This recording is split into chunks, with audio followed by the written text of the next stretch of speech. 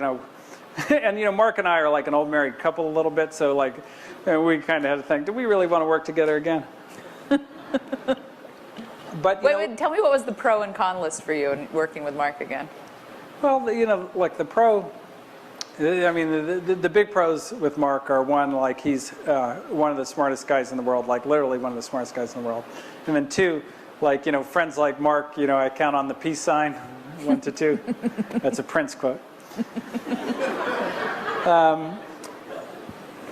And the cons are just like, he's like super volatile and like, and then and he is a pain in my ass and I'm a pain in his ass. Like the thing that makes the working relationship work is like almost every day I really upset him and he really upsets me to the point where like we want to like, knuckle up.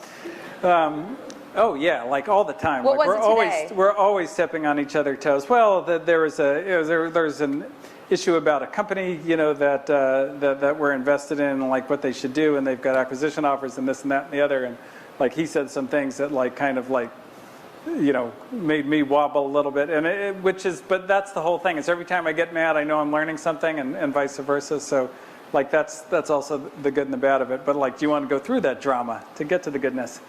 That was that was a big thing. Do I want that drama in my life? But I had such a hard time building Loud Cloud and Opsware.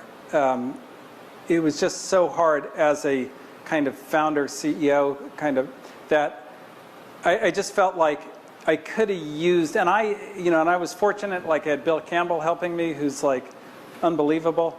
But I just felt like there could have been a little bit better infrastructure to do that. And I thought about the people who didn't have Bill Campbell helping them and like what it must have been like.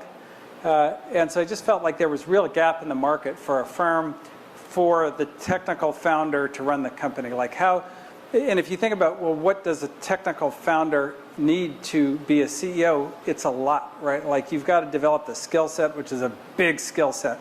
I mean, good Lord, like how do you hire an executive? How do you build a sales and marketing organization? How do you do all this stuff? And then you like need a network, like how do you know these people to hire? And how do you know like 100 engineers? And how do you deal with the press and all these things that you don't know how to do? You just know how to build a product.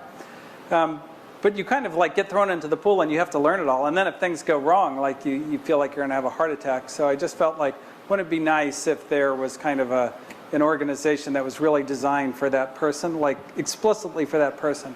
And so that to me was such a compelling idea that I was like gung-ho about it. And then Mark had, Mark came at it from the other way, which is he had like created this like massively comprehensive investment strategy, from top to bottom about, the various stages and like how many companies matter and like what are the breakthroughs and how do you get into them and so forth. So like we thought that combination would be a really interesting thing.